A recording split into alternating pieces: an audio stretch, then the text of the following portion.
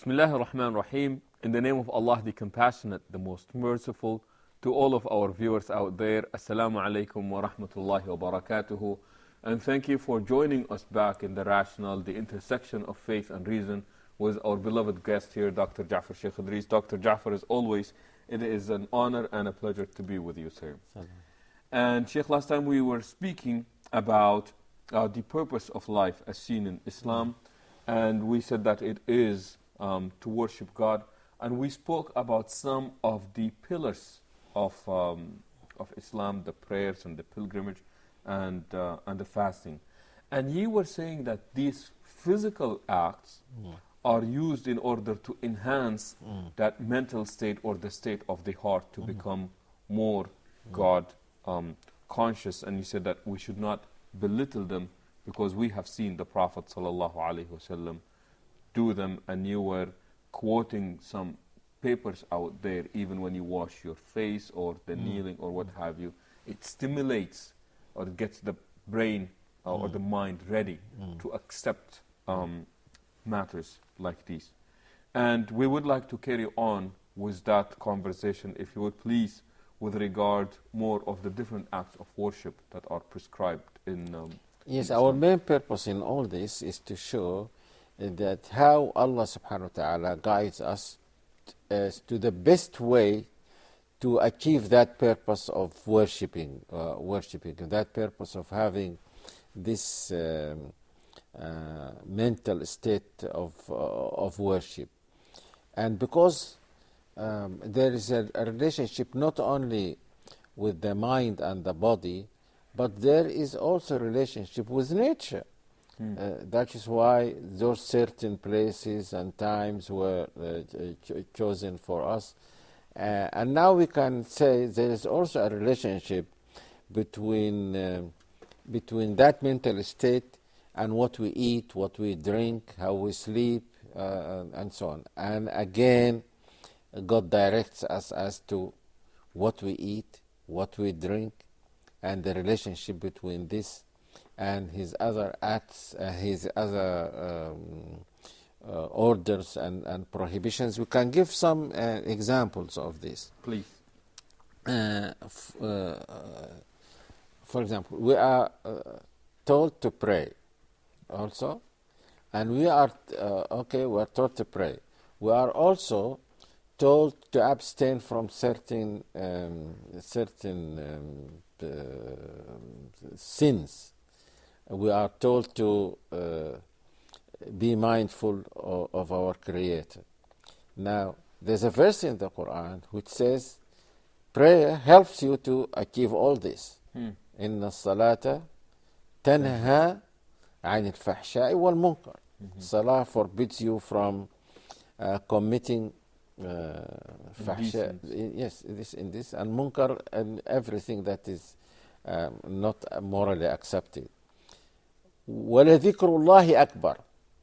And what the dhikr,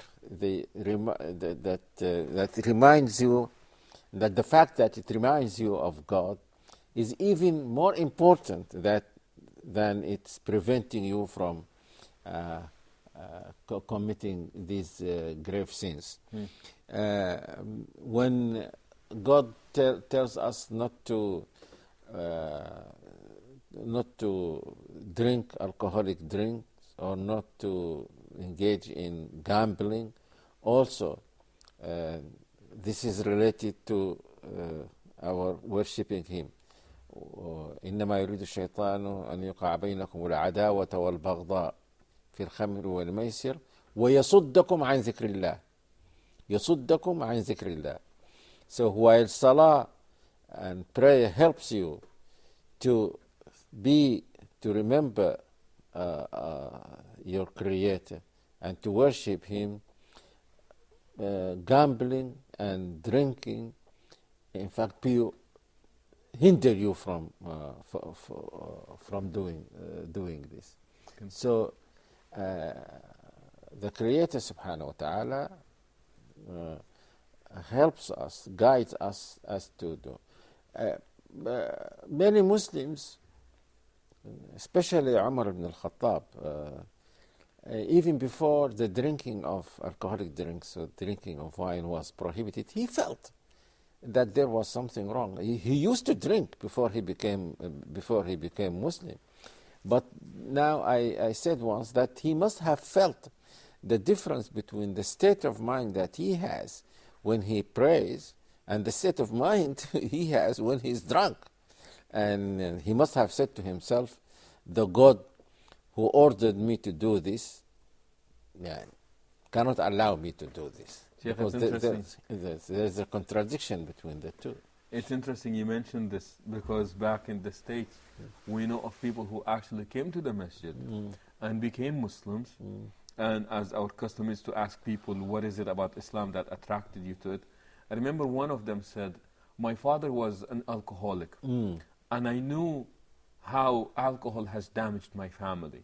And he said, I took a vow that I will never drink alcohol because I know of its consequences. And then he later came to learn that Islam actually forbids alcohol. He didn't know that No, at he first? didn't know this at first. When he found out that Islam forbids alcohol, he was so intrigued by this that a religion would actually say no alcohol. And I'm sorry, but this is another one. A sister once came to the masjid and I said, she became a Muslim, and I said, what happened? She said, in our company, the company was distributing gifts to the employees at the end of the year. And there was this man that he was just so unbelievably anxious, and he was walking around saying that, I hope it's not wine, I hope it's not champagne. And as you know, that's something that is greatly appreciated out there. And she said, what are you talking about? He said, I don't want champagne. She said, everybody is wishing that the gift be champagne. He said, I'm a Muslim, we don't drink. And she became so interested because she said, he was the first person that I've ever met that was actually saying that I hope that I do not get alcohol as a gift. And as a result, she became a Muslim in that sense. Sheikh, a question that poses itself. If God forbids these things, to begin with, why were they created? Why they were created? Yes, in a sense that, okay, we can't eat pork. Why create it to begin with? If we're not going to have it anyway. I mean, if you ask questions like this, you can say, why did he make me able to eat? This is a test. This is a test. They are not created for that purpose. And wine is made by the human being. You have, it is not ready in nature. He did not create pigs so that you eat them. He created them for us. He did not create poison so that you take it, and so on. This life here is a life of test. It is not a life of reward. God does not. It is not. And God could have, as He said, He could have created you in such a way that you don't do any of these things. You worship Him just like angels worship Him, but He created different kinds of creation. One of them is among them. These are human beings whom He gave will and the ability to do either good or bad. Sheikh, before we leave the issue of alcohol here, Islam does not only forbid drinking alcohol. There are other things that also Islam forbids with regard to alcohol. And yes, like taking interest on money or so. Okay. And again, the Quran does not only say that this is forbidden, but it expresses it in words that make it hateful to the person. الذين يأكلون الآية إنما يأكلون في بطونهم نار. Those who eat riba, the expression of eating is, I don't know whether there is something like this in English. Devour, consume. Yes, but you don't devour interest. But this is an Arabic expression. If you take interest, because you are said to have, you eat it. So the Quran says that when you take riba, you are eating it, and this is like eating fire. So it is something that is just opposite of what you are told to do in worship. And riba also has to do with the external thing that we were talking about, because riba relates to the economic relations between people. So when you exploit another person who is supposed to be your brother, then this is a very bad thing. It weakens your consciousness of your creator, and you will be just as someone who is eating fire. And also, I think about external relations, all life is organized in such a way as to help you to achieve that purpose. All life, whether it is social relations or economic relations or political relations, everything in life is made, designed, not actually, but according to legislation, you are told to design life in this way so that it helps you to worship your Creator. Sheikh, inshallah, when we come back, I would like to ask you about acts of worship that are not necessarily performed by the body or by the limbs, acts of the body that are possibly performed by the heart. We will take a short break, inshallah, and we will be back, so please stay tuned.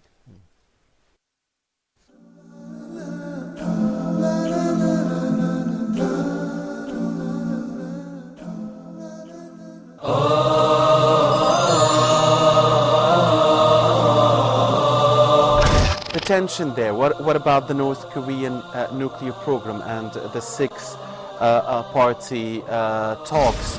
How will the tension there affect a relationship between US and China? They did that early in 1993, and after long discussion and negotiation, finally they stopped the program.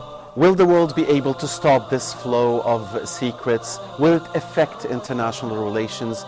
Or were there simply basic known facts for most experts and most diplomats? And we don't know if there's more to come. It's information war.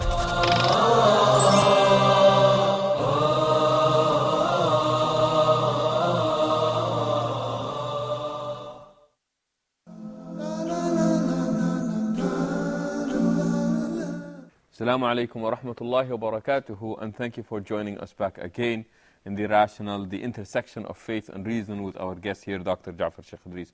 Dr. Ja'far, you were speaking about some of the prohibitions in Islam, and he gave the example of interest, you gave the example of alcohol. Now, Islam does not only stop as prohibiting these things, but it also forbids Muslims from promoting it or encouraging it. Yes, this is true. This is why we say that Islam is very comprehensive. It deals with all aspects of the matter. We could add also, for example, that I think we said in one of our previous episodes that there are two kinds of acts of worship. The one that is prescribed from the beginning as an act of worship, and then everything else. I think perhaps you can add a third one. I don't know what we call it. And examples of this third one is the way you treat people, which is called the Prophet calls it husn al-khuluq in Arabic, because khuluq is not just morality. It's not morality as some people think. It is the special way you treat people, your conduct that is khuluq. And according to the Prophet sallallahu alaihi wasallam, a person can be raised to a high place in paradise just because of his character, just because of his conduct with other people, especially with his spouse. But the Prophet ﷺ said, خيركم خيركم للنساء وأنا خيركم للنساء. The best of you are the best in treating their spouses, their wives, and I am the best because I am the best in treating my wife.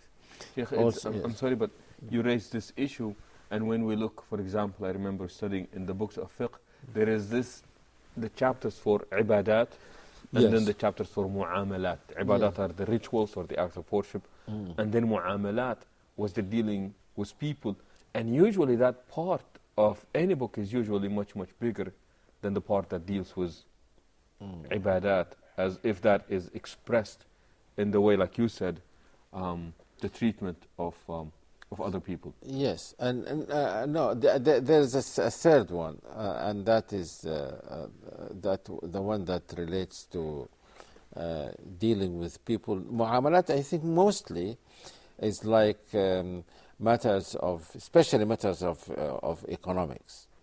But this is related to how to treat other people, and related to ethics, and so on. So we should, I think, add to what we said about acts of worship.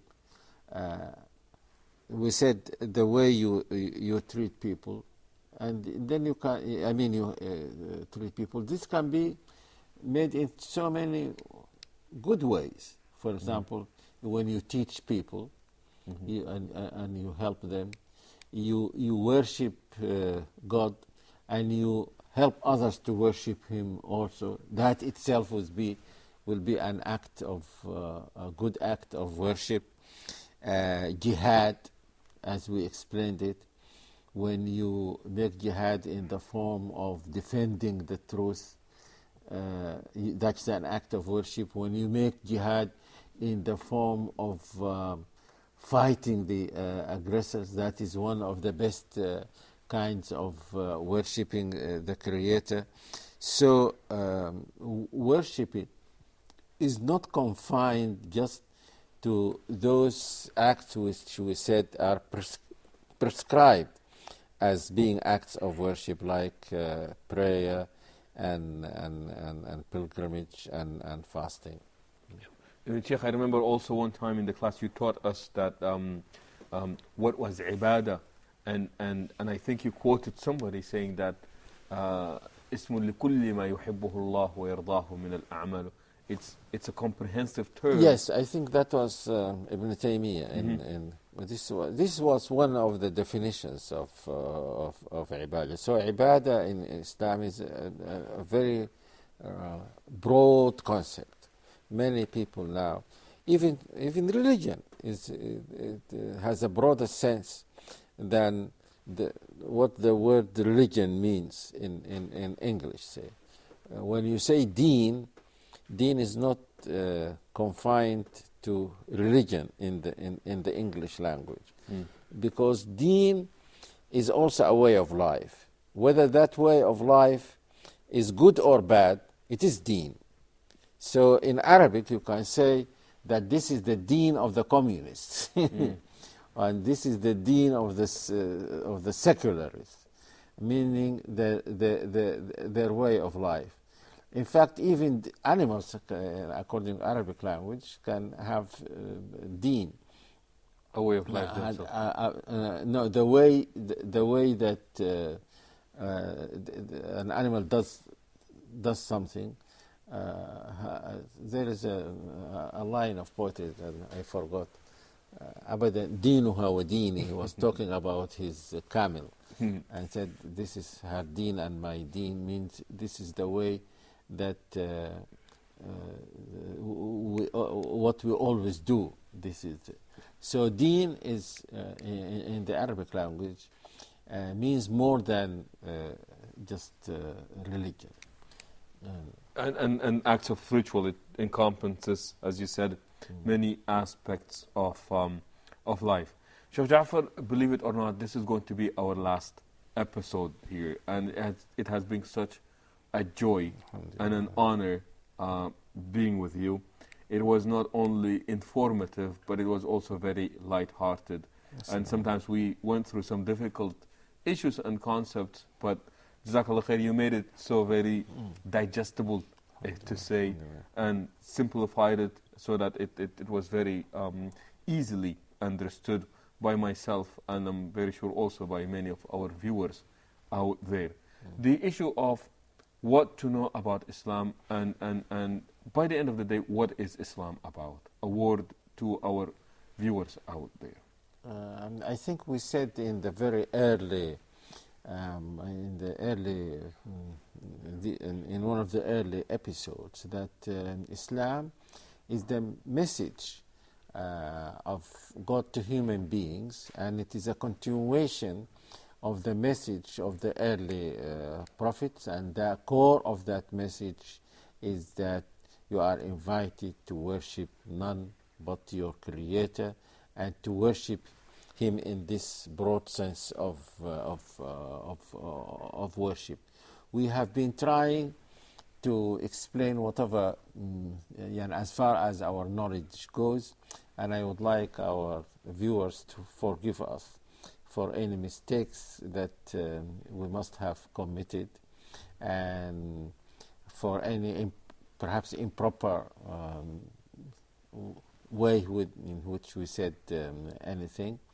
And we would like them to communicate with us and to write to us about any observations that they had on what we said, and I'm sure that you and I will benefit from those observations.